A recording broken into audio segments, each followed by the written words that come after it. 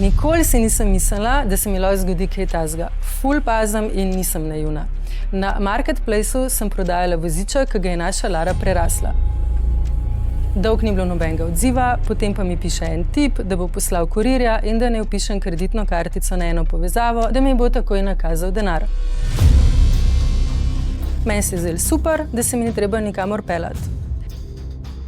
No, 5 minut kasneje pa začnejo kapljati SMS-i in zgroženo sem lahko samo gledala, kako se mi prazni račun. 1500 evrov, adijo.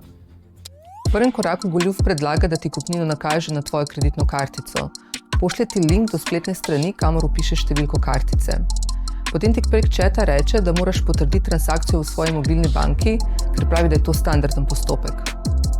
V resnici pa opravi nakup v neki tuji spletni trgovini ali pa kupi kriptovalute s tvojo kreditno kartico.